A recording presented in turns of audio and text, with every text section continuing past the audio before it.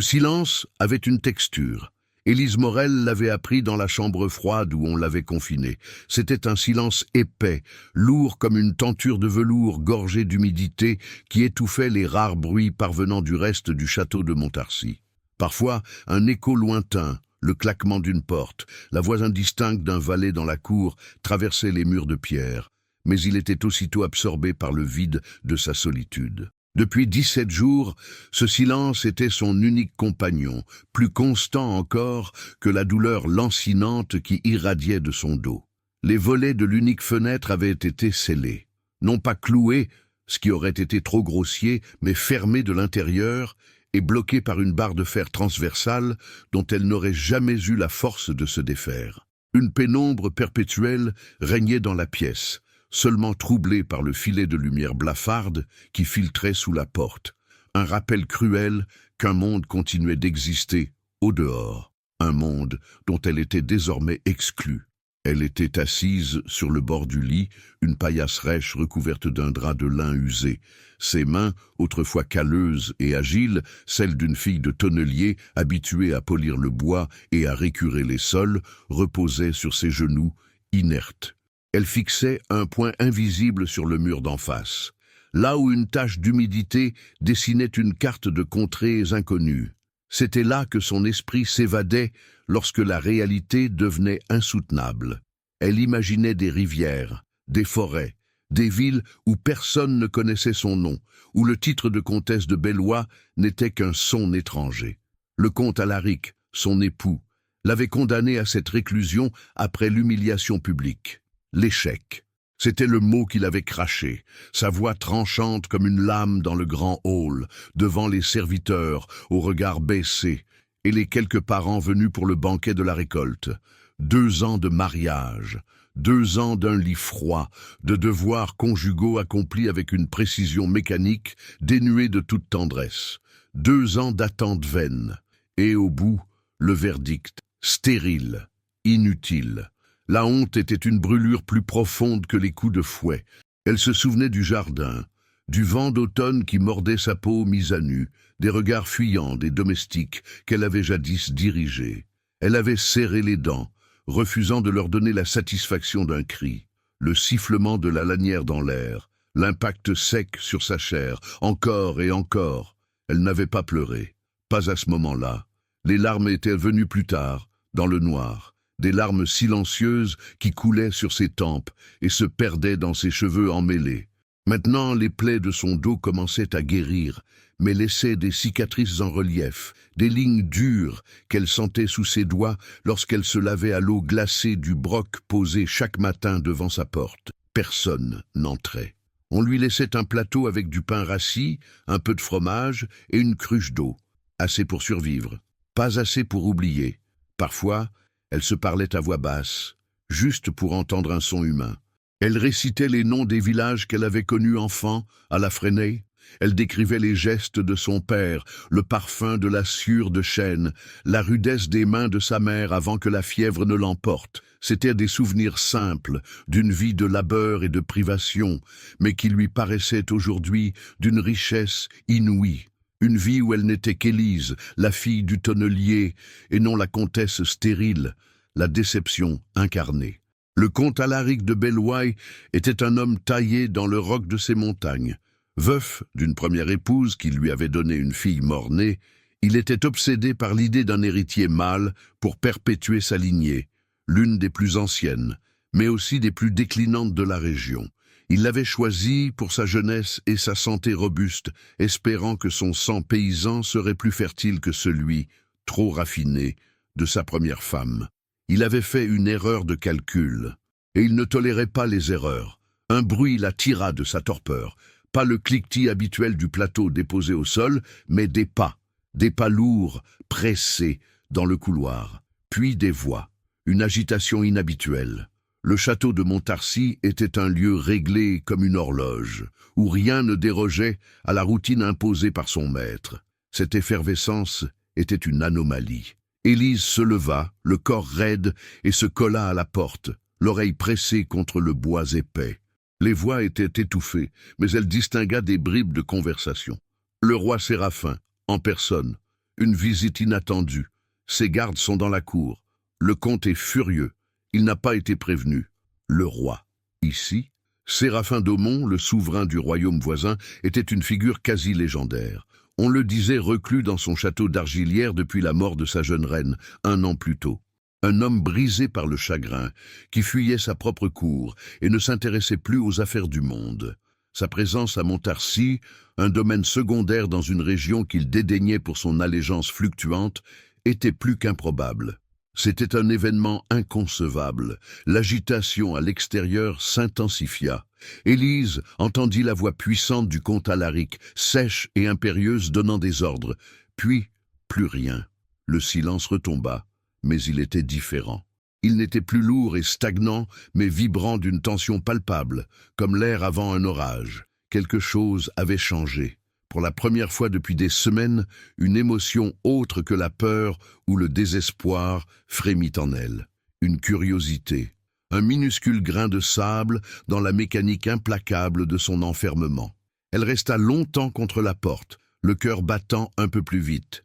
Le monde extérieur, ce monde qu'il avait rejeté et oublié, venait de frapper à sa porte. Elle ne le savait pas encore, mais le bruit des bottes royales dans la cour de pierre était le premier son d'une mélodie qui allait changer le cours de sa vie et briser le silence à tout jamais.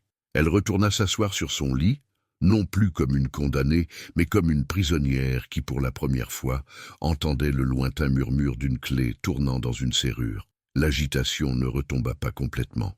Durant les heures qui suivirent, le château de Montarcy, d'ordinaire si morne, sembla vibrer d'une vie fébrile et contenue. Des bruits de pas pressés, des ordres chuchotés, le cliquetis d'armures et le hennissement de chevaux dans la cour parvenaient jusqu'à Élise par bribes assourdies. C'était une symphonie chaotique qui contrastait violemment avec la monotonie de son isolement. Chaque son était une énigme. Pourquoi le roi était-il là? Un conflit avec les seigneurs locaux, avait-elle cru surprendre. Était-ce une visite diplomatique, une démonstration de force ou un simple hasard sur la route de son propre royaume? La présence royale modifia jusqu'à la routine de sa captivité. Son repas du soir arriva bien plus tard que d'habitude. Ce ne fut pas simplement déposé devant la porte, mais accompagné d'un murmure furtif. « Madame la comtesse ?» La voix était celle de Cécile, une jeune servante qu'Élise avait prise sous son aile avant sa disgrâce, lui apprenant à repriser le linge et à lire quelques mots. Élise se précipita vers la porte, le cœur serré. « Cécile, que se passe-t-il ? Je ne devrais pas parler, madame. Le comte a interdit, mais tout le château est en émoi. Le roi Séraphin est ici. Il a demandé l'hospitalité pour la nuit, lui et sa garde personnelle. Il dit être en route pour une inspection de ses frontières. » La voix de la jeune fille était un souffle rapide, chargé de peur et d'excitation. « Il est si triste, madame. On dirait qu'il porte tout le poids du monde sur ses épaules. Il n'a presque pas touché à son dîner. » Un silence. Élise sentit la jeune fille hésiter. On dit qu'il ne sourit plus jamais, depuis la mort de la reine. « Et le comte ?» demanda Élise. Sa propre voix, un murmure rauque. Il est comme un volcan sur le point d'exploser. Il sourit au roi, mais son regard est terrible. Il a fait préparer les meilleurs appartements, mais il a doublé les gardes à chaque couloir. Un autre bruit de pas dans le couloir fit sursauter Cécile. « Je dois partir, madame. Prenez garde. » Le plateau fut glissé sur le sol, et les pas de la servante s'éloignèrent en courant. Élise ramassa la nourriture. Pour la première fois depuis des jours, elle avait faim. Pas seulement de pain, mais de nouvelles, de vie. L'image de ce roi mélancolique, un homme qui, comme elle, semblait prisonnier de son propre chagrin, s'imprima dans son esprit. Un roi, un homme dont le pouvoir dépassait de loin celui de son mari. Une pensée folle, fugace comme une étincelle, traversa son esprit.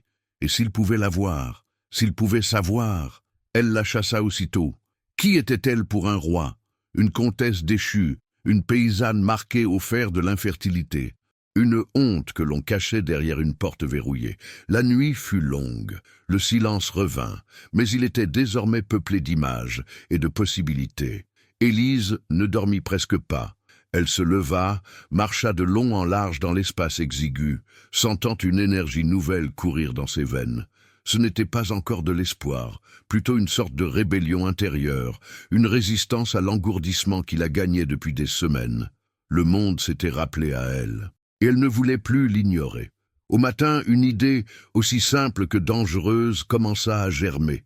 L'eau. Le broc était presque vide. D'habitude, elle l'économisait, se lavant peu, buvant à petites gorgées. Mais aujourd'hui, une soif impérieuse la tenaillait. Une soif d'air, de lumière, de mouvement. Si elle vidait le broc, il faudrait bien que quelqu'un vienne le remplir. Et cela créerait une ouverture, une interaction, une brèche dans le mur de son isolement. Cependant, la journée s'écoula, sans que le roi ne quitte le château. Les bruits continuaient, plus mesurés cette fois. Des conversations graves dans le bureau du comte, dont la porte donnait sur le même couloir, des allées et venues de messagers. Élise tendait l'oreille, mais ne parvenait pas à saisir le sens de cette visite qui se prolongeait. Chaque heure qui passait était une heure où une chance infime de changer son destin résidait sous le même toit qu'elle. Vers le milieu de l'après-midi, alors que la lumière déclinante sous la porte virait à l'orange, une sensation d'étouffement la saisit. L'air de la chambre était vicié, imprégné de l'odeur de la poussière et de son propre désespoir. Elle avait besoin de sortir. Pas de s'enfuir, non, c'était impossible.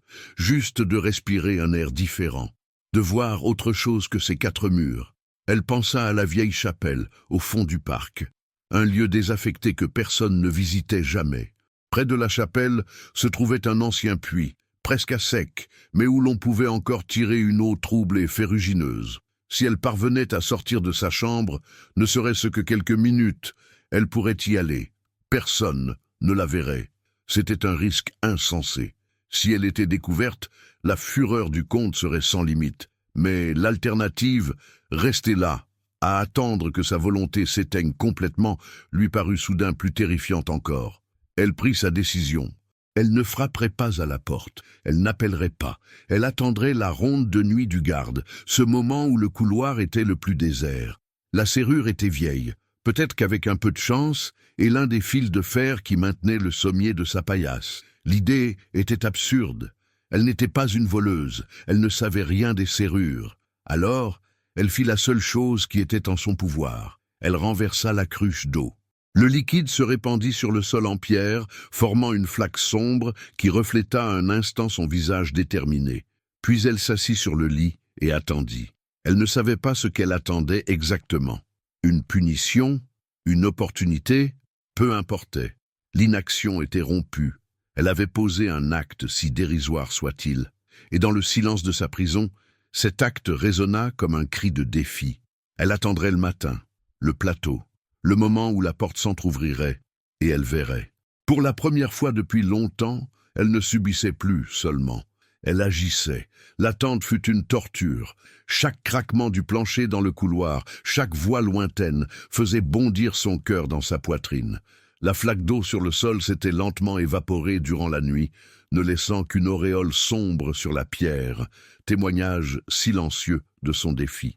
Élise n'avait pas dormi, guettant les premiers signes de l'aube, une lueur grise qui s'infiltra enfin sous la porte. C'était le jour où tout pouvait changer, où empirer de façon inimaginable. Le cliquetis familier du plateau se fit entendre plus tard que d'habitude, signe que la présence royale continuait de perturber l'ordonnancement du château. La serrure grinça, la porte s'entr'ouvrit. Ce n'était pas la douce Cécile, mais Mathilde, une femme plus âgée, au visage dur et fermé, qui n'avait jamais montré à Élise la moindre compassion. Elle posa le plateau juste à l'entrée, le regard fixe, évitant de croiser le sien. « L'eau est renversée », constata Élise, sa voix plus assurée qu'elle ne l'aurait cru. Mathilde jeta un regard méprisant à la tache sur le sol. « Vous êtes devenue bien maladroite, madame. J'ai soif. Il me faut une autre cruche. » La servante soupira, une exaspération mal contenue dans son souffle. « Je vais chercher une serpillière. Attendez ici, et ne bougez pas. » Elle laissa le plateau par terre et referma la porte. Mais dans sa hâte et son agacement, elle ne tourna pas la clé. Élise entendit le déclic simple du loquet, mais pas le grincement de la serrure. C'était une erreur, une minuscule, improbable erreur. Son cœur s'emballa. C'était maintenant ou jamais. Elle compta jusqu'à 10, les secondes s'étirant en une éternité. Puis, aussi silencieusement qu'une ombre, elle se glissa hors de la chambre. Le couloir était désert. Le tapis élimé absorba le bruit de ses pieds nus. Elle sentit le froid glacial de la pierre sous sa plante, un choc qui la ramena brutalement à la réalité de son geste. Elle n'avait pas de plan, seulement une destination, le puits de la chapelle. Elle prit la direction opposée à celle de Mathilde, vers les quartiers de service et les escaliers dérobés qu'elle avait appris à connaître durant ses premiers mois au château. Chaque pas était un risque. L'air frais du couloir lui semblait presque enivrant après l'atmosphère confinée de sa chambre. Elle se sentait faible, ses jambes tremblaient, mais une adrénaline féroce la propulsait en avant. Elle descendit un escalier en colimaçon, s'aplatissant contre le mur, lorsqu'elle entendit des voix monter de la cuisine. Elle retint son souffle, chaque muscle tendu, jusqu'à ce que les voix s'éloignent. Elle passa par une petite porte de service, habituellement utilisée pour sortir les cendres des cheminées, et déboucha enfin à l'extérieur. Le choc fut brutal. Le soleil d'automne, pâle et bas sur l'horizon, l'éblouit. L'air vif et humide emplit ses poumons, si pur qu'il lui fit presque mal. Elle frissonna dans sa fine chemise de lin. Autour d'elle, le parc du château était paré des couleurs de la saison. Des tapis de feuilles d'or et de rouille crissaient sous ses pieds, et les branches nues des frênes se découpaient comme de la dentelle noire sur le ciel gris-perle. C'était d'une beauté douloureuse. Elle se hâta, longeant les murs du potager, se cachant derrière les haies de buis taillés. La chapelle se dressait au loin, une silhouette de pierre grise à moitié envahie par le lierre. C'était un lieu de silence et d'oubli, parfait pour sa quête. En arrivant, elle vit que le puits était dans un état pire encore que dans son souvenir. La margelle était fissurée, couverte de mousse, et la vieille corde de chanvre semblait sur le point de rompre. Ses mains tremblaient en saisissant la manivelle rouillée. L'effort pour faire descendre le seau lui arracha un gémissement. La douleur dans son dos, assoupie par des semaines d'inactivité, se réveilla, fulgurante, comme si les lanières du fouet la frappaient à nouveau. Elle ignora la souffrance, concentrée sur le bruit du seau qui heurtait le fond avec un écho creux. Elle remonta le seau avec une lenteur infinie, chaque tour de manivelle étant une agonie. Enfin, il apparut, à moitié rempli d'une eau sombre. Elle se pencha, épuisée, pour le saisir. C'est alors que ses forces l'abandonnèrent. Un vertige la prit. Les couleurs du parc se brouillèrent en une seule tache indistincte. Ses genoux cédèrent, et elle s'effondra sur le sol humide et froid, sa tête heurtant doucement la pierre de la margelle. Le monde bascula dans l'obscurité pendant une seconde. Lorsqu'elle rouvrit les yeux, une ombre se tenait au-dessus d'elle. Ce n'était pas un garde, ni son mari. La silhouette était grande, vêtue d'un pourpoint de voyage sombre, sans fioritures. L'homme la regardait et dans ses yeux, d'un bleu profond et surprenant, elle ne vit ni colère ni mépris. Elle vit une stupeur, une tristesse infinie et quelque chose d'autre, une sorte de reconnaissance, comme s'il voyait en elle un reflet de sa propre douleur. C'était lui, le roi Séraphin. Il avait dû s'éloigner de son escorte pour chercher un peu de solitude. Son visage était plus jeune que ce qu'elle avait imaginé, mais marqué par le chagrin. Des cernes sombres sous ses yeux, une expression grave qui semblait gravée en permanence sur ses traits. Il n'avait rien d'un monarque triomphant. C'était juste un homme, seul, dans un jardin, à l'agonie. Il fit un pas vers elle. Élise tenta de se relever, la honte la submergeant. Elle devait être pitoyable, ses cheveux en désordre, sa chemise souillée de terre, la maigreur de ses membres, et surtout, elle le savait, le désespoir inscrit sur son visage. Madame !» Sa voix était basse, plus douce qu'elle ne l'aurait pensé. « Vous êtes blessée ?» Il s'agenouilla près d'elle, son mouvement prudent, comme s'il approchait un animal effarouché. Il ne la toucha pas, mais sa proximité était à la fois terrifiante et étrangement apaisante. Élise ne put répondre. Les mots restaient coincés dans sa gorge. Elle secoua simplement la tête, mais ce mouvement fit jouer les muscles de son dos et une grimace de douleur trahit son mensonge. Le roi vit la grimace. Son regard se fit plus intense. Lentement, comme pour ne pas l'effrayer, il tendit la main, non pas pour la toucher, mais dans un geste d'offre, de soutien silencieux. « Laissez-moi vous aider. » Le monde semblait suspendu. Dans le silence du parc automnal, une comtesse déchue et un roi en deuil se regardaient. Deux solitudes qui venaient de se rencontrer au bord d'un puits oublié. Le temps sembla s'étirer, se distendre autour du geste suspendu du roi. Sa main, ni douce ni calleuse, simplement présente, était une ancre dans le tourbillon de panique et de douleur d'Élise. Avec une hésitation qui lui coûta un effort immense, elle accepta ce soutien silencieux. Ses doigts effleurèrent les siens, et un frisson la parcourut, non de froid, mais d'un contact humain dénué de brutalité, une sensation qu'elle avait presque oubliée. S'appuyant sur lui, elle parvint à se remettre sur ses pieds. L'effort lui arracha un souffle court et sifflant, et elle dut se mordre la lèvre pour ne pas crier lorsque les muscles de son dos se contractèrent violemment. Elle se sentait incroyablement fragile sous le regard scrutateur du roi. Elle tenta de lisser sa chemise, un geste instinctif pour retrouver un semblant de dignité, mais le tissu fin, humide de rosée, collait à sa peau, soulignant sa maigreur. « Vous tremblez », dit Séraphin. Ce n'était pas une question, mais une constatation. Sa voix était posée, dénuée de tout jugement. Il retira sa main dès qu'elle eut retrouvé son équilibre, mais resta près d'elle comme une sentinelle protectrice. La chute a été rude. « Ce n'est rien, Majesté », murmura-t-elle, gardant les yeux baissés. S'adresser à un roi était une chose à laquelle rien ne l'avait préparé. Les mots lui semblaient gauches, insuffisants, une simple faiblesse. « Je n'ai pas l'habitude de sortir ». Le silence qui suivit fut lourd de sens. Le roi ne répondit pas tout de suite. Il observait le puits délabré, le seau à moitié vide, puis son regard revint sur elle, s'attardant sur la finesse de ses poignets, la pâleur de sa peau, les ombres violettes sous ses yeux. Son expression n'était pas celle d'un homme qui croyait à une simple faiblesse. « Le comte de Bellois ne prend guère soin de ses jardins », remarqua-t-il d'un ton neutre, mais Élise comprit qu'il ne parlait pas seulement des mauvaises herbes qui envahissaient les allées, ni, semble-t-il, de ses résidents. Pourquoi venir chercher de l'eau ici? Le château n'en manque pourtant pas. La question était directe, précise. C'était un piège, elle le sentit. Dire la vérité était signer son arrêt de mort aux mains de son mari. Mentir était insulter l'intelligence de cet homme qui, malgré son air mélancolique, dégageait une autorité indéniable. « Je désirais prendre l'air, Majesté, » balbutia-t-elle. « La chambre que j'occupe est confinée. » Confinée? Le mot resta en suspens entre eux. Est-ce le terme qu'emploie le comte pour désigner les appartements de son épouse? Le titre « épouse » sonna faux, presque ironique dans la bouche du roi.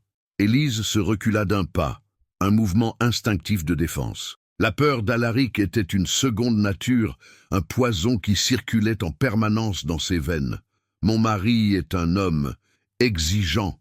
Il estime que j'ai besoin de repos, de solitude. Et de faim, rétorqua le roi, son regard se faisant plus perçant. Et de soif, il n'y a pas de repos dans un corps que l'on néglige. Ce n'est pas du repos que je vois sur votre visage, madame. C'est de la souffrance. » Il fit un pas vers elle, et cette fois, il y avait une nuance d'impatience dans son attitude. « Je ne suis pas un homme qui apprécie les faux fuyants. Mon temps est précieux, et ma patience limitée. J'ai vu des soldats sur des champs de bataille, des paysans terrassés par la famine. Je sais reconnaître la douleur quand je la vois, et je vois bien plus qu'une simple chute. Qui vous a fait cela ?» La question tomba comme une pierre, directe, sans appel. Il savait. Il ne pouvait pas connaître les détails, mais il avait deviné la violence. Les larmes montèrent aux yeux d'Élise, des larmes de terreur et de confusion. Cet homme lui offrait une perche, mais la saisir pouvait la noyer. « Personne, Majesté, je vous assure. »« Ne me mentez pas, » l'interrompit-il, sa voix s'abaissant mais gagnant en intensité. « Me prendre pour un idiot serait une plus grande offense que de défier votre mari. Un roi n'aime pas être trompé, surtout lorsqu'il cherche à comprendre. » Il marqua une pause, et son expression s'adoucit très légèrement. Une ombre de sa propre peine traversa son regard. « Le chagrin m'a appris une chose. Les blessures de l'âme sont souvent plus profondes que celles du corps. Mais les vôtres, je crains qu'elles ne soient les deux à la fois. » Le mot lui échappa, un murmure étranglé par un sanglot qu'elle ne put retenir. « Inutile. » Le roi fronça les sourcils. « Pardon ? Il dit que je suis inutile. » répéta-t-elle, le flot de la honte se déversant enfin. Stérile. Une terre qui ne donne pas de fruits ne mérite que le mépris. C'est ma punition, pour ma faillite. Elle n'avait pas mentionné le fouet, mais elle n'en avait pas eu besoin. Le mot « punition », combiné à son état physique, suffisait à peindre un tableau effroyable. Le visage de Séraphin se durcit. Les lignes de tristesse se muèrent en un masque de fureur froide et contenue. La température de l'air sembla chuter de plusieurs degrés. Aucun homme, fût-il comte, n'a le droit de châtier ainsi la nature, déclara-t-il d'une voix blanche. C'est un affront à Dieu et un crime aux yeux de la couronne. Avant qu'il ne puisse ajouter un mot, un bruit de branchage brisé les fit sursauter.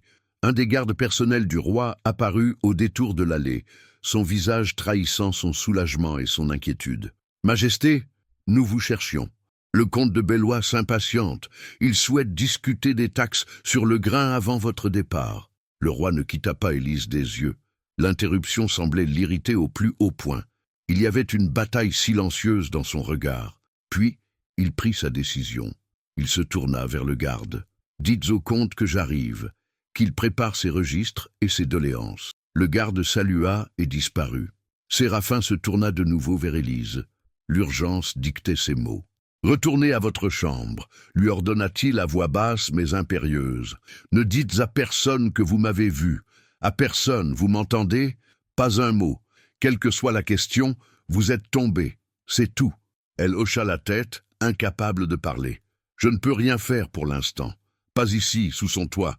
Mais ceci n'est pas terminé. » Il la dévisagea une dernière fois, et elle crut déceler dans son regard une promesse, aussi fragile et puissante que la première lumière de l'aube. Ne perdez pas courage. Sur ces mots, il lui tourna le dos et s'éloigna d'un pas rapide en direction du château, la laissant seule, tremblante, près du puits abandonné, avec le poids d'un secret royal et le germe d'un espoir terrifiant. Le retour fut un cauchemar éveillé. Chaque craquement de feuilles, sous ses pieds nus, chaque murmure du vent dans les branches résonnait comme l'annonce de sa capture. Le château, qui lui avait semblé si menaçant à l'aller, était désormais un monstre aux 100 yeux, et elle n'était qu'une proie minuscule et terrifiée, se hâtant vers sa cage. La promesse du roi « Ne perdez pas courage » était un écho lointain, presque submergé par la peur immédiate et viscérale de son mari. Elle se glissa à l'intérieur par la même porte de service, le cœur battant à tout rompre. Le couloir était maintenant plus animé. Elle dut se cacher dans l'alcôve sombre d'une armure lorsque 2 valets passèrent, leurs bras chargés de plateaux d'argent destinés au service du roi. Elle se fit aussi petite que possible, retenant son souffle, convaincue que les battements de son cœur allèrent la trahir. Ils passèrent sans la voir. Enfin, elle atteignit le couloir de sa chambre. La porte était toujours entr'ouverte, comme Mathilde l'avait laissée. Elle se faufila à l'intérieur une seconde avant d'entendre les pas lourds de la servante qui revenait. Quand Mathilde entra, une serpillière et un seau à la main, elle la trouva assise sur le bord du lit, le dos droit, les mains calmement posées sur ses genoux. Sa respiration était encore haletante, mais elle s'efforça de présenter un masque de sérénité. Le regard de Mathilde la balaya, suspicieux. « Vous avez mis du temps à revenir », dit-elle en commençant à essuyer le sol avec des gestes secs et irrités. « La porte était ouverte. J'ai cru que vous me permettiez de prendre un peu l'air dans le couloir, » répondit Élise, sa voix étonnamment stable. « Le comte ne permet rien de tel, » gronda la servante. « Ne soyez pas sotte, votre place est ici. » Mathilde finit son travail, jeta un dernier regard suspicieux à Élise, puis sortit, cette fois en prenant bien soin de tourner la clé dans la serrure. Le bruit métallique résonna comme une sentence. Elle était de nouveau prisonnière, mais tout avait changé. La pièce n'était plus seulement une prison, elle était devenue une salle d'attente. Élise se leva et se mit à marcher, l'esprit en ébullition. Avait-elle rêvé? La rencontre semblait déjà irréelle. La douceur inattendue dans la voix du roi, la fureur froide dans son regard en apprenant son sort. Était-ce de la pitié, un caprice de souverain, ou une véritable intention d'intervenir?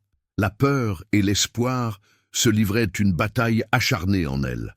La peur lui soufflait que le roi l'oublierait sitôt la grille du château franchie, retournant à ses propres deuils et à ses affaires de royaume. L'espoir plus fragile, s'accrochait à ses derniers mots. Ceci n'est pas terminé. Quelques heures plus tard, un tumulte dans la cour lui indiqua que le roi s'apprêtait à partir. Elle entendit le son clair d'un corps, les ordres criés aux gardes, le piétinement impatient des chevaux sur les pavés. Elle se pressa contre les volets scellés, comme si elle pouvait voir à travers le bois. C'était la fin. Il partait. Son cœur se serra. La porte de sa cage s'était entr'ouverte et venait de se refermer brutalement. Puis elle entendit la voix d'Alaric. Une voix forte, tendue, qui tentait de se faire cordiale mais trahissait une profonde irritation. Il remerciait le roi pour l'honneur de sa visite. La réponse de Séraphin fut inaudible, un simple murmure emporté par le vent. Le bruit des sabots s'éloigna, diminuant progressivement jusqu'à se fondre dans le silence. Il était parti. Le désespoir, qu'elle avait tenu à distance, revint en force, l'enveloppant comme un linceul. Elle avait tout misé sur une rencontre fortuite, et elle avait perdu.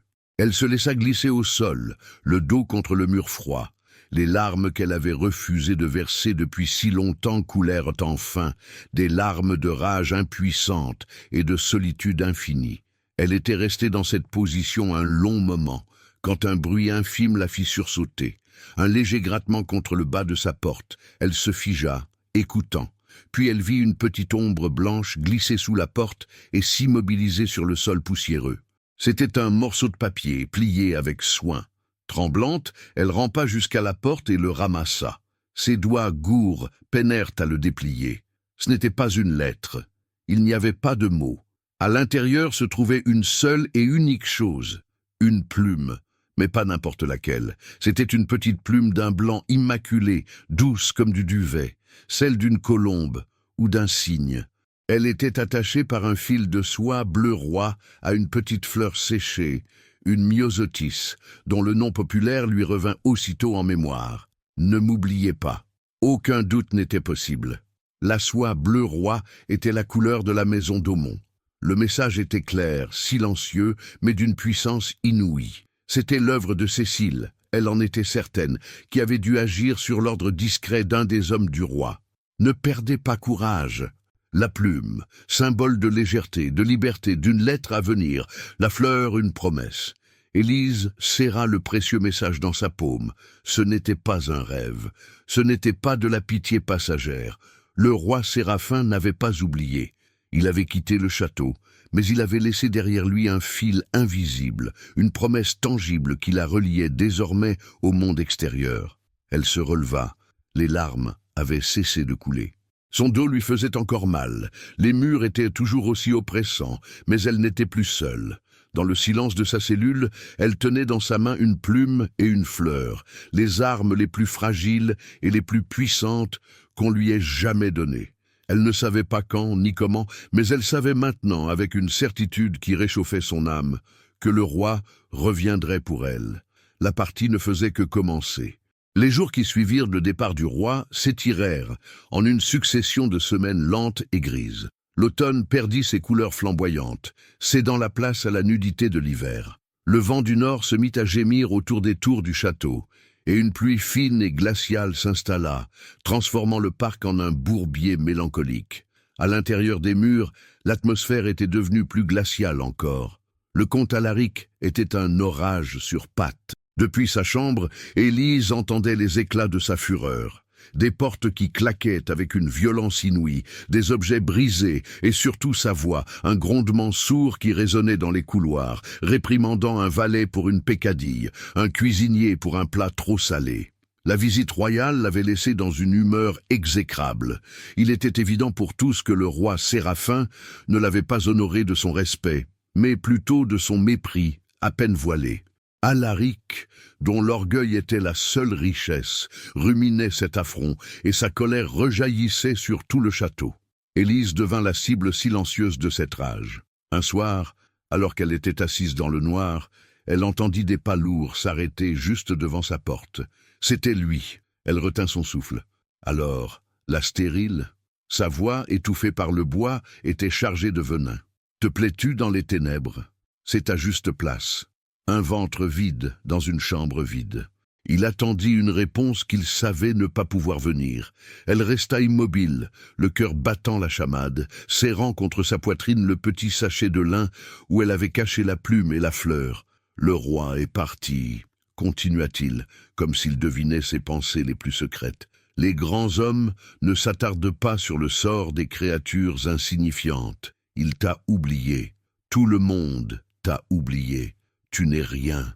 Tu n'existes plus. » Un rire bref et cruel ponctua sa tirade, puis ses pas s'éloignèrent. Élise expira lentement, tremblante. Ces mots étaient des lames destinées à la vider de tout espoir. Mais ils eurent l'effet inverse.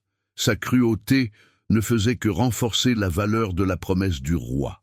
Elle se leva et se força à manger le pain et le fromage qu'on lui avait laissés. Elle fit des allées et venues dans sa chambre, forçant ses muscles à travailler. Elle n'était pas une créature insignifiante. Elle était une femme qui attendait. Elle devait être prête.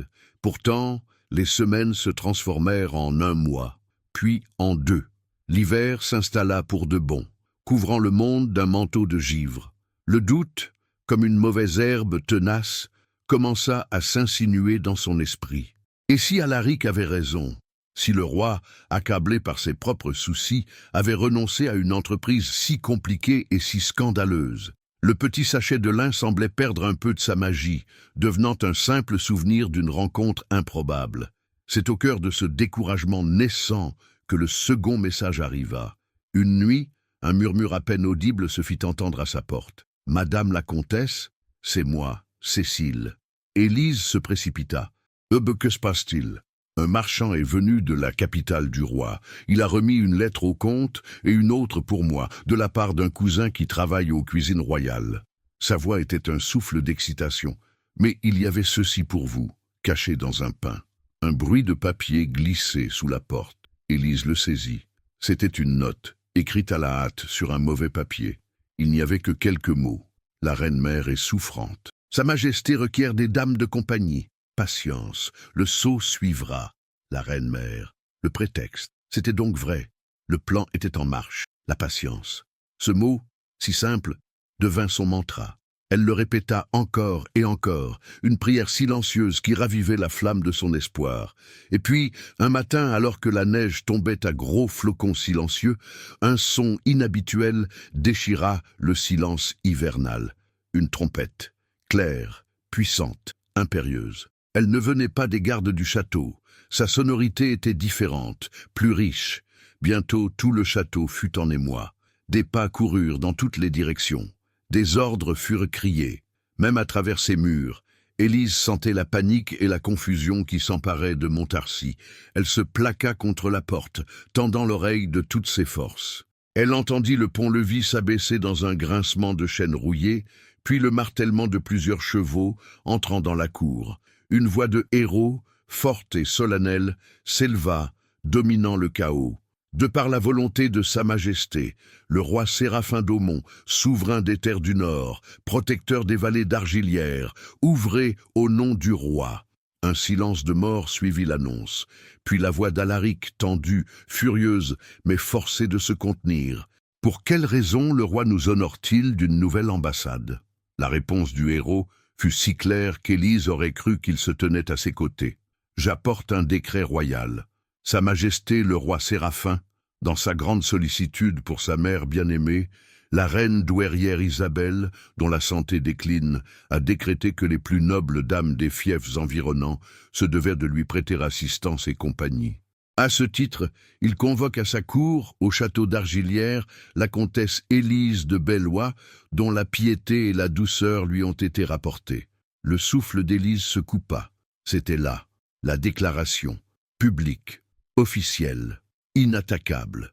Elle entendit le bruit étranglé de la rage de son mari. « Ma femme est souffrante », articula-t-il avec peine. « Sa Majesté en a été informée », rétorqua le héros d'une voix implacable, et a donc dépêché son propre médecin personnel ainsi qu'une litière pour assurer le confort et la sécurité de Madame la Comtesse durant son voyage. Le décret est un ordre. Le refuser serait considéré comme un acte de défiance envers la couronne. Échec et mat. Alaric était pris à son propre piège. Il ne pouvait refuser un ordre royal direct sans se déclarer rebelle. Le prétexte de la santé d'Élise était balayé par la prévenance calculée du roi.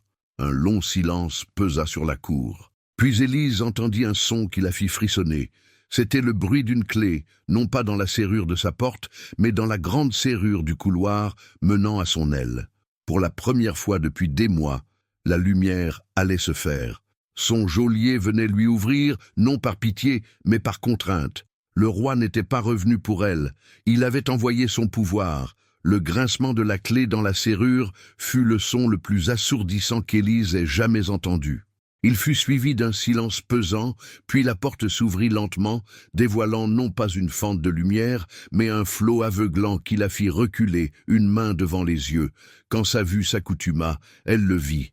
Son mari, Alaric de Bellois, se tenait sur le seuil. Derrière lui, 2 de ses gardes personnels, et plus loin dans le couloir, le héros du roi, impassible dans sa livrée bleue et or, tel un juge silencieux. Le visage d'Alaric était blême, ses lèvres pincées en une ligne si fine qu'elles avaient presque disparu.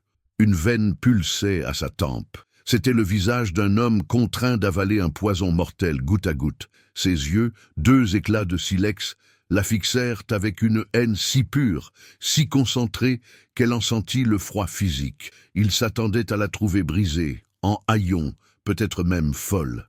Il la trouva debout, mince et pâle, certes, mais la tête haute. Sa chemise était propre. Ses cheveux, bien que longs et défaits, avaient été peignés avec ses doigts.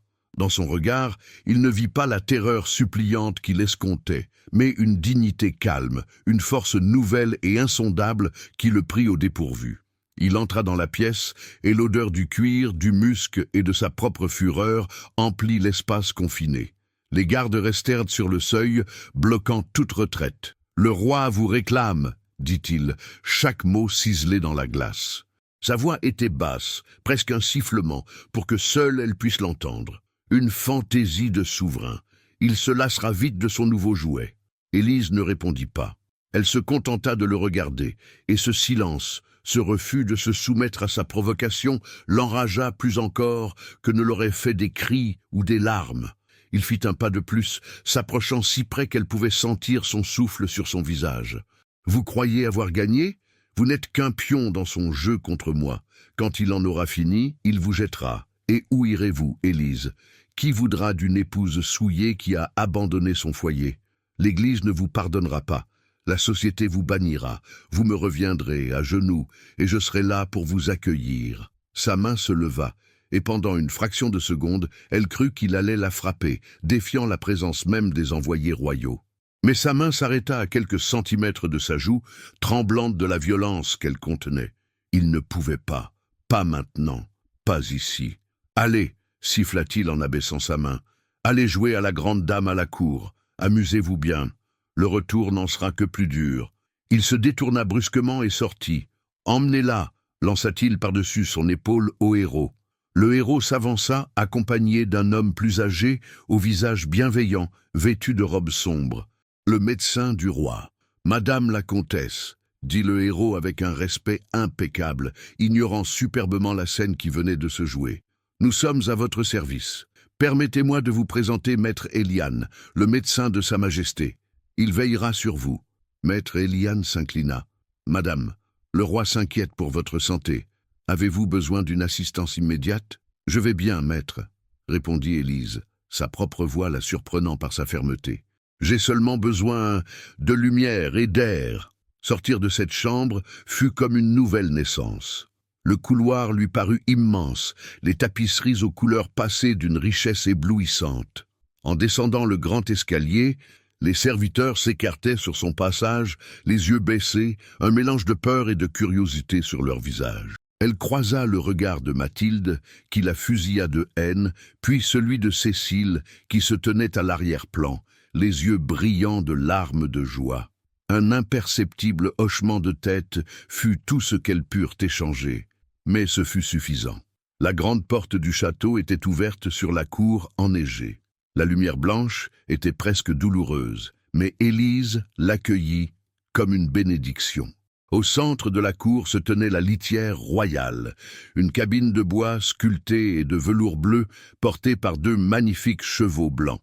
C'était un cocon de luxe et de pouvoir au milieu de la forteresse grise et austère de Montarcy. Alaric était là, près du pont-levis, forcé par le protocole à assister au départ de sa femme. Son visage était un masque de pierre. Le héros aida Élise à monter dans la litière. L'intérieur était tapissé de fourrures douces et de coussins. Un brasero miniature diffusait une douce chaleur. Après le froid de sa cellule, c'était un confort presque inimaginable. Maître Eliane monta en face d'elle. « Le voyage sera long, madame. Reposez-vous. Vous êtes en sécurité maintenant. » Les portières se refermèrent, la coupant du regard de son mari. La litière s'ébranla avec une douce secousse. Elle entendit les ordres des gardes, le bruit des sabots sur le pont-levis, puis un grincement de chaînes. Les grilles de Montarcy se refermaient derrière elle. À travers la petite fenêtre grillagée, elle regarda le château s'éloigner, sa silhouette massive se fondant lentement dans le tourbillon des flocons de neige. C'était la fin d'un chapitre de sa vie, un chapitre écrit avec de l'encre de peur et de douleur. Une vague de soulagement si intense la submergea qu'elle crut défaillir. Mais la peur était toujours là, tapie dans un coin de son cœur. Alaric avait raison sur un point. Elle entrait dans un monde inconnu, un monde de codes et d'intrigues bien plus complexe que la brutalité simple de son mari. Elle était le pion du roi. Mais un pion peut, s'il est assez courageux, traverser tout l'échiquier et devenir une reine. Accrochée à cette pensée, elle s'adossa au coussin, ferma les yeux, et pour la première fois depuis des années, elle se laissa porter, non pas vers un destin imposé, mais vers un avenir qu'elle n'osait pas encore imaginer. Le voyage commençait. Le voyage dura 3 jours. 3 jours durant lesquels Élise vécut dans un état de suspension, bercée par le balancement régulier de la litière. Le monde extérieur n'était qu'une succession d'images floues et de sons assourdis perçus à travers la petite fenêtre grillagée, des forêts aux arbres noirs et décharnés, des villages aux toits de chaume fumant, des visages de paysans qui s'arrêtaient pour regarder passer le convoi royal avec un respect craintif. Pour la première fois de sa vie, elle n'avait rien d'autre à faire que de regarder, penser et guérir. Maître Eliane fut un compagnon discret et prévenant. Il ne la pressa pas de questions. Il se contenta de veiller à son bien-être, lui offrant des bouillons chauds, du pain tendre et du vin miellé qui réchauffait son corps et apaisait son esprit. Il pansa les cicatrices de son dos avec des onguents à l'odeur de lavande et de camphre, ses gestes professionnels et impersonnels la mettant étrangement plus à l'aise que ne l'aurait fait une pitié affichée. Sous ses soins, la douleur physique commença à s'estomper, remplacée par une fatigue profonde, celle d'un corps et d'une âme qui s'autorisaient enfin à relâcher une tension de plusieurs années. Le 3e jour, le paysage changea. Les hameaux semblaient plus prospères, les routes mieux entretenues. Elle aperçut des champs d'hiver soigneusement labourés et des vergers bien taillés. Ils étaient entrés sur les terres du roi Séraphin, et la différence avec le domaine négligé et austère de Montarcy était saisissante. Une administration juste et efficace se lisait dans l'ordonnancement même de la nature. En fin d'après-midi, alors que le ciel virait au rose et à l'indigo, le convoi passa une dernière colline, et elle le vit. Le château d'Argilière. Il ne ressemblait en rien à la forteresse brutale qu'elle venait de quitter. Bâti en pierre blanche qui semblait capter et retenir la lumière même au crépuscule, le château était un enchevêtrement harmonieux de tours élancées, de toits d'ardoises pentus et de galeries à colonnades. Il ne se dressait pas contre le paysage comme un défi, mais semblait en être le prolongement naturel, dominant une vallée fertile où serpentait une rivière argentée. C'était un lieu de pouvoir, certes, mais aussi de beauté et d'élégance. Un lieu qui semblait avoir été conçu pour le bonheur, ce qui le rendait d'autant plus intimidant. L'arrivée dans la cour d'honneur fut un choc sensoriel. Après le silence feutré de la litière, elle fut assaillie par une multitude de bruits, les conversations animées de groupes de courtisans, le son d'un luth provenant d'une fenêtre ouverte, les ordres des palefreniers, le claquement des étendards dans le vent. Des hommes et des femmes, vêtus de soieries et de velours colorés, s'arrêtèrent pour dévisager la litière. leurs regards curieux et calculateurs. Les murmures s'élevèrent comme un essaim d'abeilles. « C'est elle, la comtesse de Bellois? On dit que le roi l'a arrachée à son mari.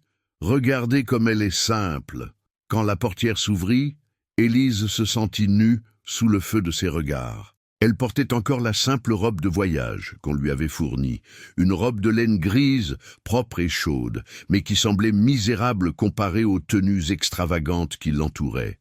Le héros l'aida à descendre, et un silence s'installa, un silence pesant d'observation. Elle était devenue un spectacle. Une femme d'une cinquantaine d'années, au port altier et au visage sévère, s'avança. Sa robe de brocart sombre était d'une richesse sans ostentation, mais son autorité était palpable. « Comtesse de Bellois, dit-elle d'une voix froide et posée, je suis la duchesse de Valois, première dame d'honneur de la reine-mère. Sa Majesté le roi m'a chargée de vous accueillir. » Elle la toisa de la tête aux pieds, et son regard s'arrêta un instant sur les mains d'Élise, des mains qui, malgré les soins, portaient encore les marques d'une vie de labeur.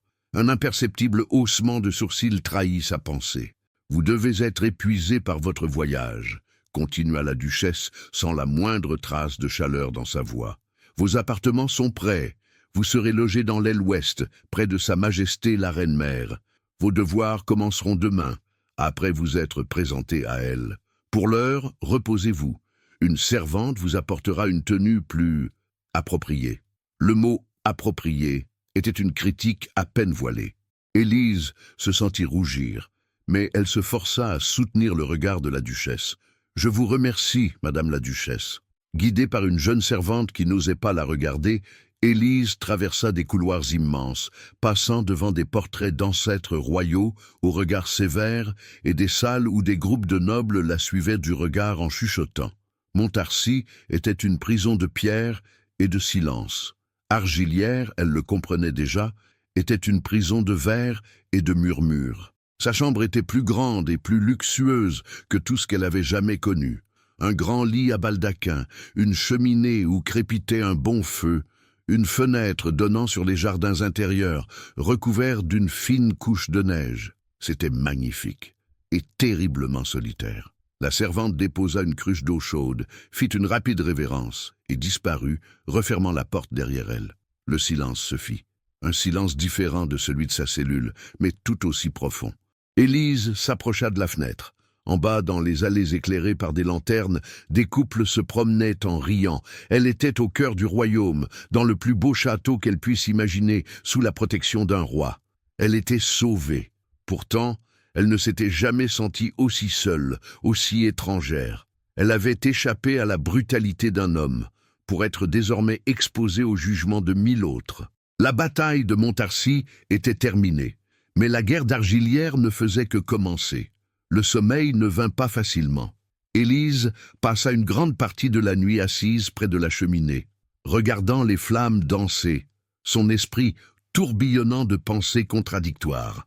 Le confort matériel qui l'entourait était une chose, mais la paix de l'esprit en était une autre. Elle se sentait comme une naufragée sur une île inconnue, sauvée de la mer en furie pour découvrir que la jungle était peuplée de dangers invisibles. Au matin, comme la duchesse l'avait annoncé, une servante lui apporta une robe. C'était une création de velours vert sombre, avec des manches doublées de satin et un col de dentelle délicate. Le poids du tissu, sa richesse, lui semblait étranger, presque écrasant. En l'enfilant, elle eut l'impression de revêtir un costume, de jouer un rôle qui n'était pas le sien. La femme qui la regarda dans le miroir d'argent poli n'était ni Élise Morel, la fille du tonnelier, ni la comtesse de Bellois, l'épouse humiliée. C'était une inconnue, une silhouette élégante au regard inquiet. Naviguer dans les couloirs du château pour se rendre aux appartements de la reine-mère fut une épreuve. Le dédale de galeries et d'escaliers semblait conçu pour la perdre. Les courtisans qu'elle croisait s'arrêtaient de parler à son passage, la suivant de regards insistants avant de reprendre leur messe basse. Chaque chuchotement était comme une petite pierre lancée dans son dos. C'est alors qu'elle hésitait à un carrefour de couloir, ne sachant quelle direction prendre, qu'une voix douce l'interpella. Madame la comtesse semble chercher son chemin. Elle se retourna pour voir un jeune homme appuyé sur une canne. Il était mince, avec des cheveux châtains en désordre et des yeux vifs et intelligents, qui la regardaient avec une bienveillance dénuée de curiosité malsaine. Son pied droit était légèrement tourné vers l'intérieur, expliquant le besoin de sa canne. « Oui, admit Élise, reconnaissante. Je dois me rendre chez la reine-mère. L'aile ouest, c'est par ici, dit-il, en lui indiquant la direction d'un geste de la tête. Permettez-moi de vous accompagner sur une partie du chemin. Je me rends à la bibliothèque. Je suis Benoît, l'un des bibliothécaires assistants. » Son sourire était franc. Il était la première personne à la cour qui lui adressait la parole normalement. « Élise, répondit-elle simplement. Je vous remercie, maître Benoît. Oh, Benoît suffira, dit-il en riant doucement. Ils marchèrent un instant en silence, son pas claudiquant donnant un rythme particulier à leur progression. Ne vous laissez pas impressionner par les regards, reprit-il à voix basse, comme s'il lisait dans ses pensées. Une nouvelle venue est un divertissement rare en hiver. Leurs langues sont acérées, mais leur mémoire est courte. Et la reine-mère, osa-t-elle demander. Le sourire de Benoît s'effaça. La reine Isabelle est une femme de principe et de grand caractère. Le chagrin de la perte de son époux, puis de la reine, sa bru, l'a rendue plus exigeante. Armez-vous de patience, comtesse. Il s'arrêta devant une grande porte sculptée. La bibliothèque est par là. Vous continuez tout droit. Au bout du couloir se trouvent les appartements de la reine. Bonne chance. Il lui adressa un dernier sourire encourageant et s'éloigna en boitillant. Sa gentillesse avait été une brève lueur de chaleur dans un monde de glace. La porte des appartements royaux lui fut ouverte par 2 gardes impassibles. La duchesse de Valois l'attendait à l'intérieur et la conduisit sans un mot, à travers une antichambre somptueuse, jusqu'à la chambre de la reine. Isabelle d'Aumont était assise dans un immense fauteuil près de la cheminée, les jambes recouvertes d'un plaid de fourrure. Ses cheveux blancs étaient coiffés en une couronne tressée complexe et des bijoux brillaient à son cou et à ses doigts.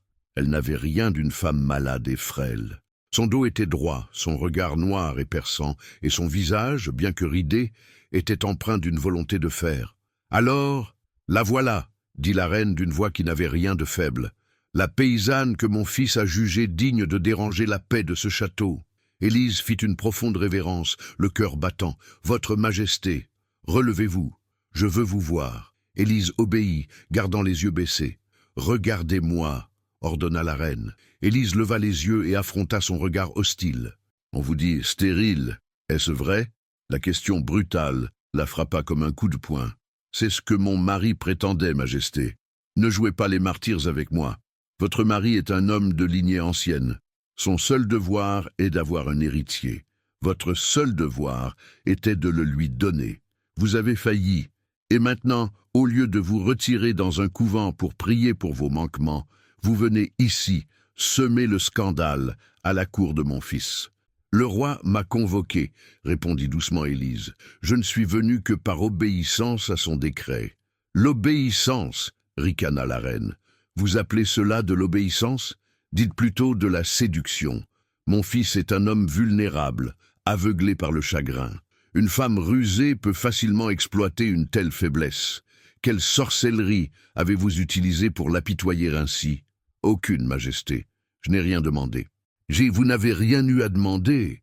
Votre simple existence est une plainte, un reproche silencieux qui a touché la corde sensible de sa mélancolie. Vous êtes un miroir de sa propre tristesse, et il vous a pris en pitié. Mais la pitié d'un roi est une chose dangereuse. Elle fait de l'ombre à sa raison. Elle se pencha en avant, son regard s'intensifiant. Sachez ceci, fille, vous n'êtes pas la bienvenue ici. Vous êtes une tache sur l'honneur de cette maison. Vous servirez de dame de compagnie, puisque tel est le caprice de mon fils. Vous me lirez des histoires, vous m'apporterez mes tisanes. Mais ne vous faites aucune illusion. Je vous surveillerai, et à la première erreur, au premier pas de travers, je m'assurerai que le roi voit enfin clair à votre sujet et vous renvoie à la fange d'où vous venez. » C'est à cet instant précis que la porte s'ouvrit. Le roi Séraphin entra. Il s'arrêta net sur le seuil, son regard allant de sa mère, dont le visage était encore contracté par la colère, à Élise, pâle et droite au milieu de la pièce. Il n'avait pas besoin d'avoir entendu les mots pour comprendre la violence de la scène qui venait de se dérouler. Le silence qui s'installa fut plus lourd que toutes les accusations. Le silence dans la chambre de la reine était si dense qu'il semblait avoir un poids. Le roi Séraphin se tenait sur le seuil, son regard bleu, d'ordinaire voilé de mélancolie, s'était durci pour devenir aussi tranchant que l'acier. Il n'y avait aucune surprise sur son visage, seulement une profonde lassitude et une détermination froide. Il avait manifestement anticipé l'hostilité de sa mère. « Mère !» dit-il, et sa voix, bien que calme, commandait une obéissance immédiate. « Vous semblez fatigué. Je craignais que l'arrivée de la comtesse ne vous éprouve. » C'était une façon polie, mais sans équivoque, de mettre fin à la conversation. Il se tourna ensuite vers Élise. Son expression ne trahissait rien, ni colère, ni pitié. Il était redevenu le roi, un souverain insondable. « Madame la comtesse, je vous remercie pour votre diligence. Vous pouvez vous retirer. La duchesse vous fera savoir quand votre présence sera de nouveau requise. » C'était un congédiement. Les mots étaient formels, distants. Le cœur d'Élise se serra. Avait-il changé d'avis? La voyait-il maintenant comme une source de conflit, une erreur de jugement? Humiliée, elle fit une nouvelle révérence, sans oser croiser son regard, et quitta la pièce, suivie par le regard triomphant de la reine Isabelle et celui glacial de la duchesse de Valois. Elle traversa les couloirs comme une automate, le venin des paroles de la reine et la froideur du roi tourbillonnant dans son esprit. Elle ne voulait pas retourner dans sa chambre luxueuse et vide. Elle se sentait prise au piège. Poussée par un instinct ancien, elle chercha un refuge non pas dans les hauteurs du château, mais dans ses profondeurs. Elle suivit des escaliers de service dérobés, guidée par une odeur familière et réconfortante, celle du pain qui cuit. Elle arriva dans le monde bouillonnant des cuisines. La chaleur des fourneaux, le bruit des marmites, les éclats de voix des marmitons et des servantes formaient un contraste saisissant avec l'étiquette figée des étages supérieurs. C'était un monde de travail, un monde qu'elle comprenait. Personne ne fit attention à elle au début, la prenant pour une nouvelle dame de compagnie égarée. Elle s'assit sur un petit banc dans un coin, essayant de reprendre ses esprits. C'est là qu'une femme âgée, les mains couvertes de farine et le visage doux et ridé comme une pomme d'hiver, l'approcha. « Vous avez l'air d'avoir vu un fantôme, ma petite, » dit la vieille femme d'une voix rauque mais bienveillante. Elle tenait une petite brioche dorée à la main. « Tenez, mangez ça. Le sucre aide à chasser les idées noires. » Élise accepta la brioche, surprise par ce geste de bonté simple. « Merci. »« Je suis Juliette, la chef pâtissière, » se présenta la femme en s'essuyant les mains sur son tablier. « Et vous, vous êtes la fameuse comtesse, n'est-ce pas? Ne vous en faites pas. Votre secret est bien gardé avec moi. Les murs des cuisines sont les plus discrets du château. » Son regard pétillait d'une intelligence qui transcendait son statut. « Je vous ai vu arriver. Vous avez le même air qu'une biche traquée.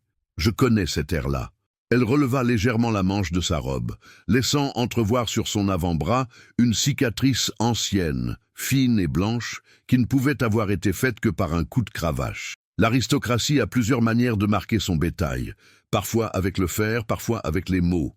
Lequel blesse le plus longtemps? Vaste question. Les paroles de Juliette, d'une franchise désarmante, touchèrent Élise plus profondément que n'importe quel discours de compassion. Elle avait trouvé une autre âme qui comprenait. « La reine, » commença Élise, « est une vieille harpie qui pense que la pureté du sang peut arrêter la mort, » compléta Juliette en haussant les épaules. « Ne la prenez pas personnellement. Elle détesterait un ange du paradis s'il n'avait pas au moins 4 quartiers de noblesse. Quant au roi, » elle marqua une pause, son expression s'adoucissant. « C'est un homme bon, mais il marche sur un fil. Le fil qui sépare le deuil de son devoir. Soyez patiente avec lui. » Remontée par cette rencontre inattendue, Élise retourna dans ses appartements. L'après-midi s'écoula lentement.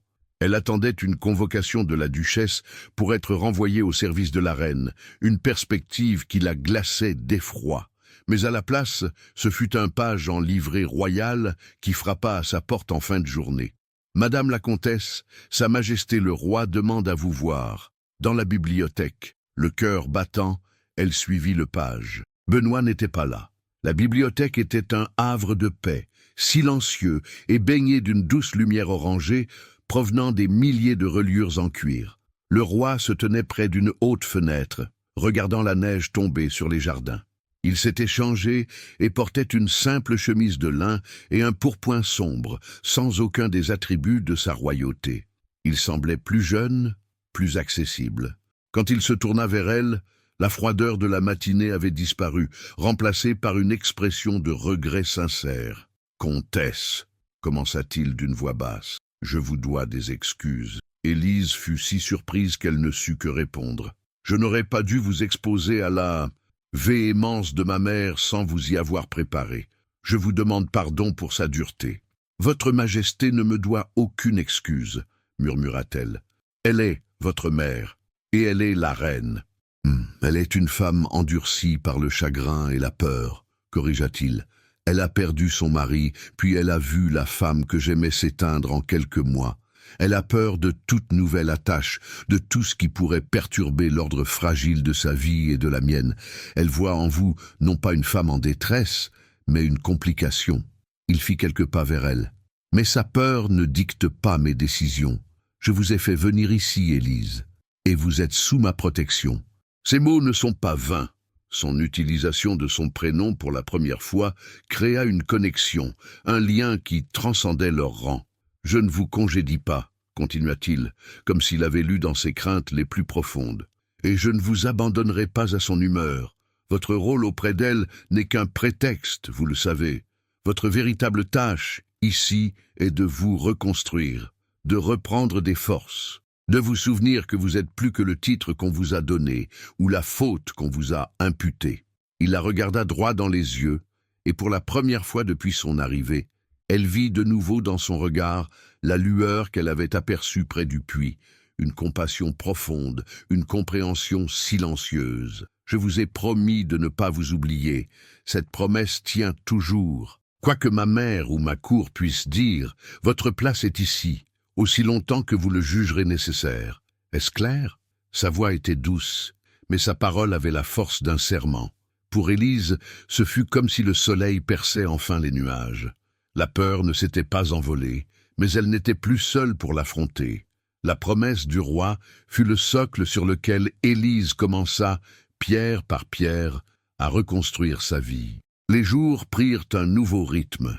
Une routine fragile mais structurée qui la tenait à l'écart du désespoir. Ces matinées étaient consacrées à la reine Isabelle. Comme Séraphin l'avait prédit, son rôle n'était qu'un prétexte. La reine-mère, bien que toujours hostile, semblait avoir reçu des consignes strictes de son fils. Les insultes directes cessèrent, remplacées par une critique constante et acerbe. Le châle d'Élise était mal drapé, sa lecture manquait d'intonation, la tisane était trop chaude ou pas assez. C'était une guerre d'usure, une tentative de la faire craquer par 1000 petites piques. Mais Élise, armée de la certitude d'être protégée, endurait ses assauts avec une patience nouvelle. Elle apprenait à voir derrière la méchanceté de la vieille reine la peur et la douleur d'une mère qui avait trop perdu. Elle répondait à chaque critique par une déférence sans faille et une efficacité silencieuse, ce qui avait le don d'exaspérer plus encore la vieille femme, mais la laissait sans prise réelle. Ses après-midi, cependant, lui appartenaient. Elle les passait presque entièrement à la bibliothèque qui devint son véritable sanctuaire. Sous la tutelle douce et patiente de Benoît, elle fit plus que perfectionner sa lecture. Elle découvrit le monde. Il lui fit lire non pas des romans de chevalerie, mais les chroniques des anciens rois, les traités des philosophes sur la nature de la justice et du courage, et les poèmes qui parlaient de la condition humaine, avec une clarté qui la bouleversait. Pour la première fois de sa vie, elle apprit à penser, à articuler ses propres idées, à comprendre les forces qui régissaient son monde. Son esprit, longtemps laissé en jachère, s'épanouissait avec une rapidité qui surprenait Benoît lui-même. Leur amitié se renforçait, une complicité intellectuelle et silencieuse qui se passait de longs discours. Ces soirées étaient souvent pour Juliette. Dans la chaleur des cuisines, autour d'une tasse de tisane fumante, elle écoutait les histoires de la vieille cuisinière. Juliette était la mémoire vivante du château. Elle lui racontait les intrigues passées, les faiblesses cachées des grands seigneurs, la vanité des dames de la cour. Elle lui apprit à décoder le langage non dit d'Argilière, un silence qui en dit long, un sourire trop appuyé, un compliment qui est en réalité une insulte. Grâce à elle, Élise apprenait à naviguer dans les eaux troubles de la cour. Le roi Séraphin se tenait à distance, mais sa présence était une constante bienveillante. Parfois, il venait à la bibliothèque sous prétexte de chercher un ouvrage et échangeait quelques mots avec Benoît, son regard s'attardant un instant sur Élise, un sourire presque imperceptible au coin des lèvres. Il la voyait changer. Il voyait la peur dans ses yeux s'estomper, remplacée par une lueur de curiosité et de confiance. Il voyait sa posture se redresser, sa démarche devenir plus assurée. Et ce spectacle semblait alléger un peu le fardeau de sa propre mélancolie. Bien sûr, la cour jasait. Sa proximité avec un simple bibliothécaire infirme et ses visites dans les cuisines étaient la preuve irréfutable de ses origines roturières. Les dames nobles, menées par l'implacable duchesse de Valois, l'ignoraient poliment ou lui adressaient des remarques condescendantes sur sa simplicité. Les rumeurs selon lesquelles elle était la maîtresse du roi enflaient, alimentées par la protection évidente dont elle bénéficiait. Élise se sentait comme une île, isolée de l'archipel de la noblesse, mais avec des ponts solides la reliant à quelques âmes sincères, et pour l'instant, cela lui suffisait. Ce fragile équilibre fut brisé un soir, au début du printemps, alors que les premières fontes de neige révélaient une terre gorgée de promesses. Le roi la fit appeler, non pas dans la bibliothèque, mais dans son bureau privé, une pièce austère où s'entassaient des cartes et des documents d'État. L'expression sur son visage était grave, plus soucieuse qu'elle ne l'avait vue depuis longtemps. « Élise », dit-il sans préambule, en lui faisant signe de s'asseoir. « Des nouvelles sont arrivées de Montarcy. » Son cœur manqua un battement. Le nom seul suffisait à faire renaître une angoisse qu'elle croyait endormie. « Votre mari n'est pas un homme qui accepte la défaite, » continua le roi. « Il a compris qu'il ne pouvait pas me défier militairement ou politiquement. Alors il a choisi une autre arme, la plus puissante de toutes. » Il poussa un parchemin sur le bureau. Le sceau était celui de l'évêché. « Il a déposé une requête officielle auprès des tribunaux ecclésiastiques. Il vous accuse d'abandon de domicile conjugal, de rupture de vos vœux sacrés de mariage et de désobéissance. Il réclame votre retour immédiat, sous peine d'excommunication. » Le mot tomba entre eux, lourd et froid comme une pierre tombale. Excommunication. La mort sociale et spirituelle. Être mise au banc de l'Église, privée de sacrements, condamnée à une vie de paria et, beaucoup le croyaient, à la damnation éternelle. C'était une menace d'une violence inouïe. « Il prétend que je vous ai enlevé contre votre gré, que je vous retiens ici par la force ou la séduction, profitant de votre esprit affaibli, » expliqua Séraphin, une colère froide dans la voix. « Il se pose en mari bafoué, qui ne cherche qu'à sauver l'âme de son épouse pécheresse. C'est habile, très habile. » Élise regarda le parchemin, le souffle coupé. La paix qu'elle avait si durement acquise venait de voler en éclats. Le fantôme de son mari, qu'elle avait cru laisser derrière elle aux portes de Montarcy, venait de la rattraper, brandissant non plus un fouet, mais la croix. La bataille pour son corps était peut-être gagnée, mais la guerre pour son âme et sa liberté venait de commencer. La menace d'excommunication tomba sur Élise comme un couperet. Toute la force qu'elle avait accumulée au fil des semaines sembla s'évaporer, la laissant à nu face à une peur ancestrale, plus profonde encore que celle que lui inspirait Alaric.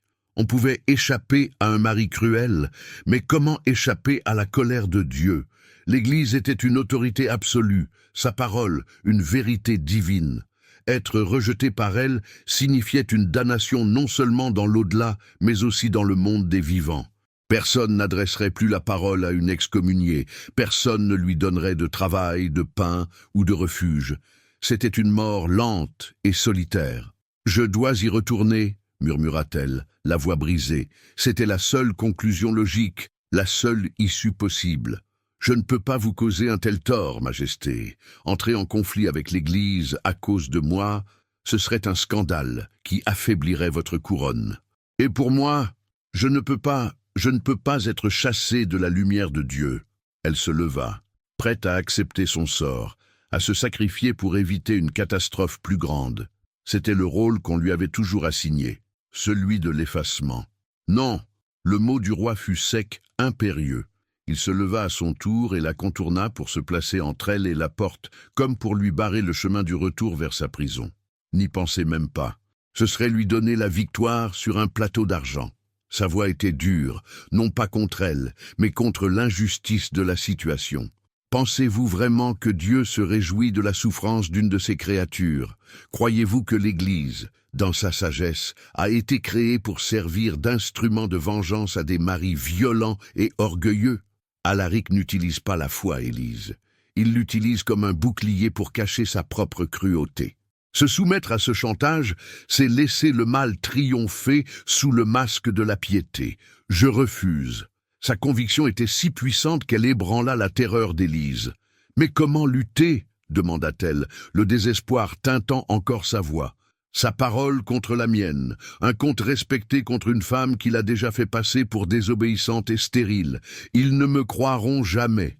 Ils vous croiront si vous dites la vérité, » affirma Séraphin. « Et si nous la leur présentons de manière à ce qu'ils ne puissent l'ignorer. La justice ecclésiastique n'est pas la justice des hommes. Elle est lente, procédurière. Ils enverront un enquêteur, un légat de l'évêché, pour entendre les deux parties. Ils ne peuvent pas vous excommunier sur la seule parole de votre mari. Une enquête doit avoir lieu. Et c'est là que nous nous battrons. » Il la regarda intensément. « Mais je ne peux pas le faire sans vous. Je peux vous offrir ma protection, mes ressources, mes conseillers, mais au final, c'est votre voix qu'ils écouteront. C'est votre témoignage qui fera pencher la balance. La question n'est pas de savoir si nous pouvons lutter, mais si vous en avez la volonté, si vous êtes prête à vous battre pour la femme que vous êtes en train de devenir. » C'était le moment décisif. Toutes les heures passées dans la bibliothèque, toutes les conversations avec Benoît sur le courage et la dignité, toute la bonté simple de Juliette, toute la confiance que le roi avait placée en elle, tout cela se cristallisait en une seule pensée claire et fulgurante. Retourner à Montarcy n'était pas seulement retourner à la douleur physique, c'était anéantir la personne qu'elle découvrait en elle. Cette femme qui apprenait à lire, à penser, à espérer, c'était laisser Alaric tuer non seulement son corps, mais aussi son âme. Et cette seconde mort lui parut soudain bien plus effroyable que n'importe quel anathème. Elle releva la tête, et pour la première fois, ce n'est pas la peur qui brillait dans ses yeux, mais une flamme de défi. « Je ne retournerai pas, » dit-elle, sa voix basse mais vibrante d'une force nouvelle. « Je ne le laisserai pas gagner. Je témoignerai. Je me battrai. » Un immense soulagement se peignit sur le visage de Séraphin, chassant l'attention. Un rare et véritable sourire éclaira ses traits. « Je n'en attendais pas moins de vous. » Il redevint aussitôt le stratège. « Bien, le temps nous est compté. Le légat de l'évêque, un certain Monseigneur Beaumont, sera ici dans un mois. C'est un homme réputé pour être un érudit, un esprit fin, mais aussi un conservateur très strict. Il ne sera pas aisé à convaincre. Nous devons préparer votre défense méticuleusement. » Il se dirigea vers la porte de son bureau. « Je vais convoquer mon chancelier. Nous avons besoin de son expertise juridique, mais nous avons aussi besoin de plus. Nous avons besoin de quelqu'un qui connaît les textes, la philosophie, qui peut vous aider à articuler votre pensée, à trouver les mots justes pour décrire non seulement les faits, mais aussi leur impact sur votre âme. Quelqu'un qui peut vous aider à transformer votre douleur en un argumentaire implacable. » Il s'arrêta et se tourna vers elle. « J'aimerais que Benoît nous aide. Son savoir est immense, et son esprit est l'un des plus vifs de ce château. Et surtout, il a votre confiance. L'accepteriez-vous à notre conseil ? » L'idée de travailler avec Benoît, de ne pas être seul face à des hommes de loi et de pouvoir, fut un baume sur son anxiété. Oui, bien sûr. Quelques instants plus tard, elle se retrouvait dans la bibliothèque, son refuge. La nuit était tombée et des dizaines de bougies avaient été allumées, projetant de longues ombres dansantes sur les étagères chargées de savoir. Le roi était là, ainsi que son chancelier, un homme âgé au regard pénétrant. Et Benoît, prévenu par un page, venait d'arriver, l'air à la fois surpris et inquiet. « Benoît, dit le roi d'un ton grave, la comtesse Élise fait face à une grave menace. Sa liberté et son avenir sont en jeu. Nous avons besoin de votre esprit et de votre savoir pour l'aider à préparer sa défense. » Benoît regarda Élise, puis le roi, et comprit aussitôt la gravité de la situation. Une lueur de loyauté et de détermination s'alluma dans ses yeux. Il s'inclina profondément. « Ce sera un honneur, Majesté. Je suis au service de Madame la Comtesse. » Pour la première fois, Élise ne se sentait plus comme un pion. Entourée de ces trois hommes, dans ce lieu de connaissance et de silence, elle se sentait comme la reine de sa propre partie. Une partie difficile, périlleuse, mais une partie qu'elle était enfin prête à jouer. Le mois qui précéda l'arrivée du légat fut à la fois le plus éprouvant et le plus exaltant de la vie d'Élise. La bibliothèque se transforma en un véritable conseil de guerre, un cénacle où les bougies brûlaient tard dans la nuit. Les journées étaient rythmées par un travail acharné, une quête fiévreuse pour bâtir une forteresse de mots et d'arguments capable de résister à l'assaut d'Alaric et de la loi canonique. Le chancelier, un homme du nom de Giraud, était la voix de la prudence et de la loi. Avec une précision chirurgicale, il disséquait chaque aspect de sa situation. Il expliqua que la cruauté, si elle était prouvée, pouvait justifier une séparation de corps, mais que le lien du mariage demeurerait indissoluble. La difficulté serait la preuve. C'était sa parole contre celle d'un conte. Il lui fit raconter encore et encore les détails de sa vie à Montarcy, cherchant des faits, des témoins potentiels, même si la plupart étaient trop loyaux ou trop effrayés pour parler. Des failles dans le récit qu'Alaric ne manquerait pas de présenter. Son approche était froide, factuelle, et forçait Élise à transformer sa douleur en un catalogue de griefs précis. Benoît, lui, était l'architecte de son âme. Il ne se contentait pas des faits, il cherchait le sens.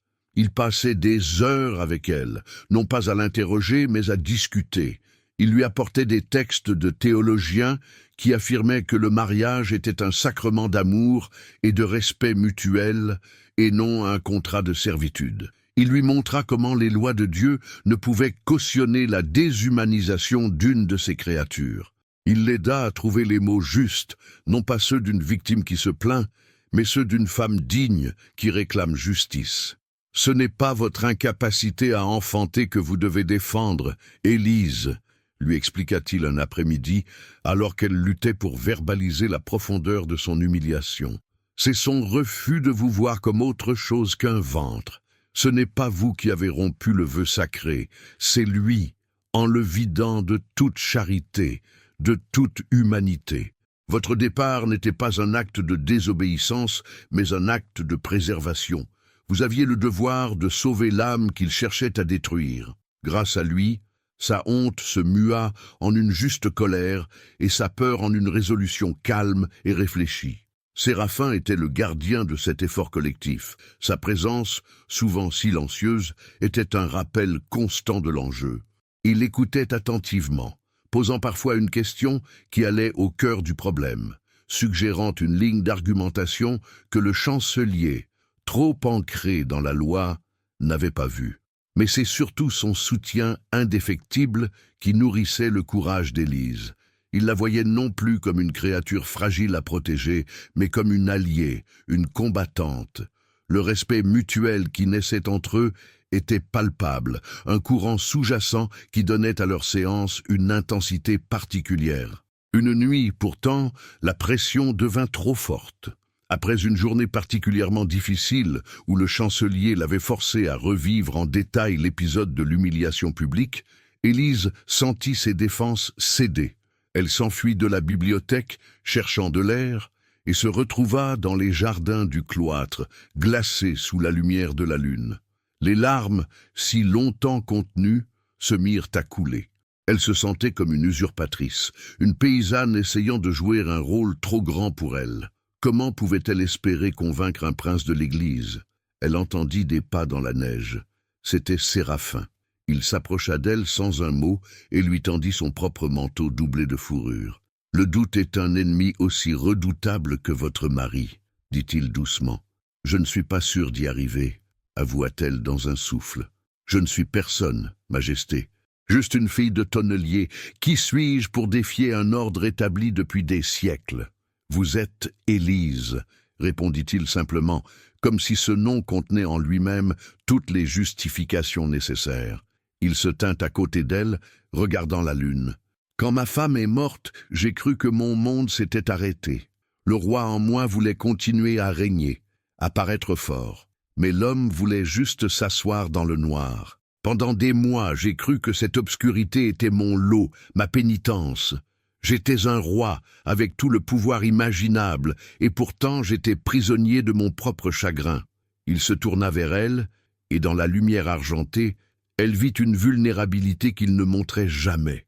Et puis je vous ai trouvé près de ce puits, et j'ai vu en vous une prisonnière qui, malgré ses chaînes bien plus réelles que les miennes, n'avait pas renoncé à chercher de l'eau, à chercher la vie.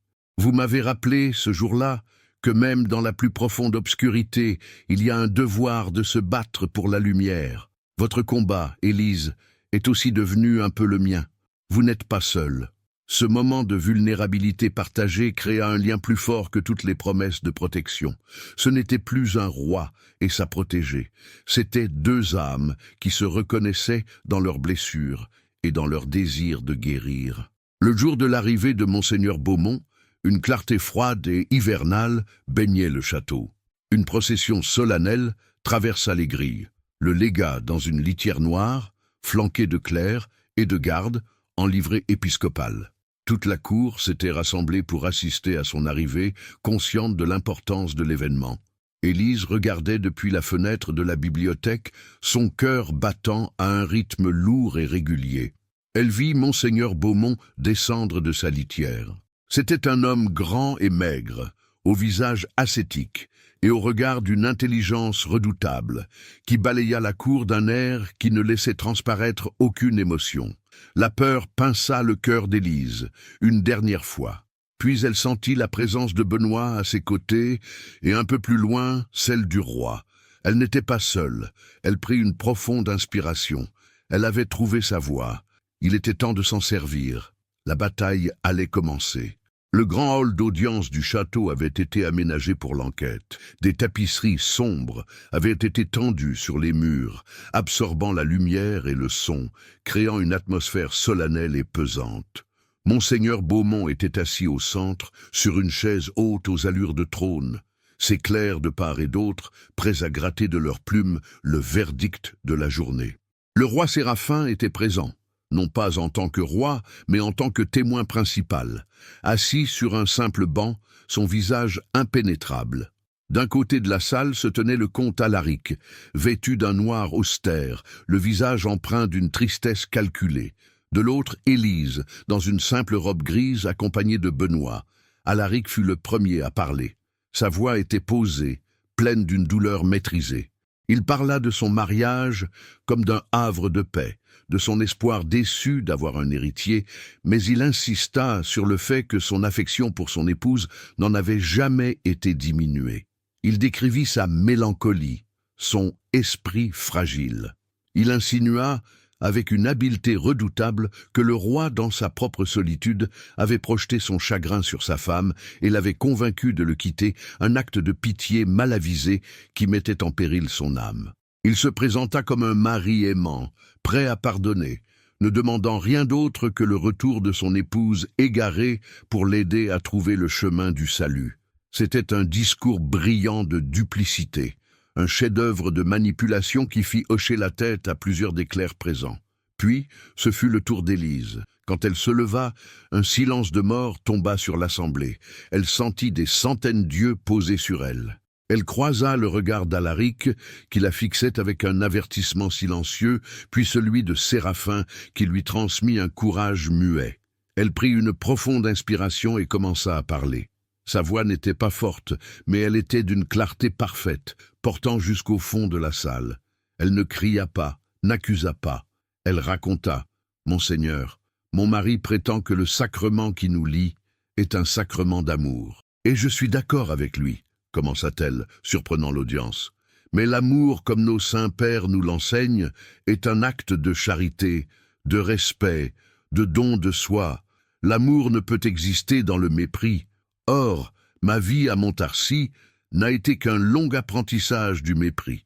Elle ne parla pas des coups, elle parla du froid, du silence, des repas solitaires, des portes fermées, de l'interdiction de parler aux serviteurs, de la constante et méticuleuse destruction de sa personne. Mon mari ne voulait pas d'une épouse, il voulait un ventre, une lignée.